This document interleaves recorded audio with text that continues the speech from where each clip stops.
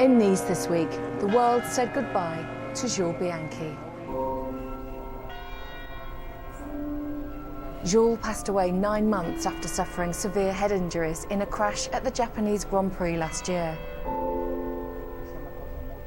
In the words of his father, Jules fought right to the very end, as he always did, but today his battle came to an end.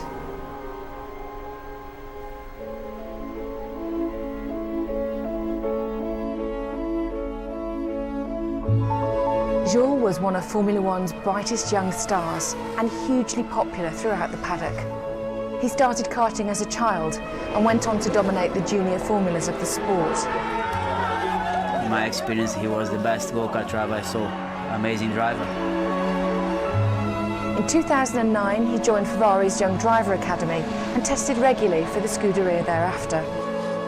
His speed and consistency impressed the likes of Felipe Massa and Fernando Alonso.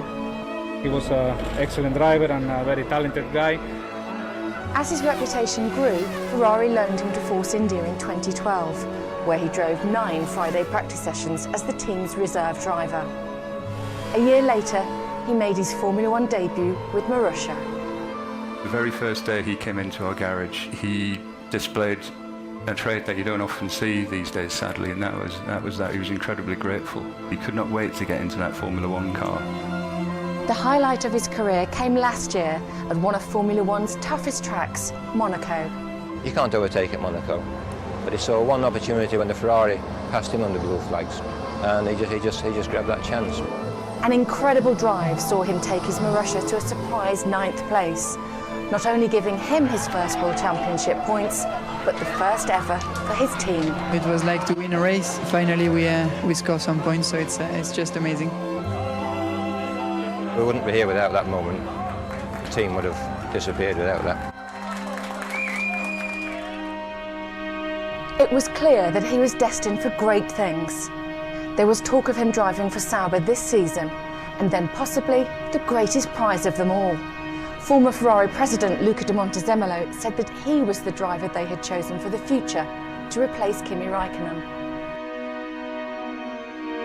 Oh, for sure, he had an incredible future. I'm sure Jules would have gone on and won many Formula One races, maybe even several championships. He was certainly good enough to do that. Unfortunately, in Formula One, he didn't have the opportunity to race in the competitive car. He shows anyway, by finishing in the points in Monaco. His is a story of potential that will never be fulfilled and of a talent that will never be rewarded.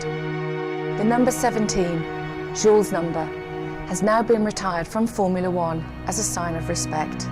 You do what you do because you do know that Jules would like us to put our helmet, to close our visor, and to do it 100% as we have always done. He lived for his passion, he died for his passion. As a drivers, we share many moments. We do the same, all of us, and not to see him ever again, it really shocked you. I've got some great memories of my time with Jules. I remember him for his smile, I think his humility. Definitely going to miss him, and that's why, hence the message on my hat this weekend. So forever in my heart, and yeah, number 17 for Jules. So yeah, going to miss you. He's a great driver and a great person. He'll always be with us. He doesn't need a race there, one particular race. He'll always be with our hearts.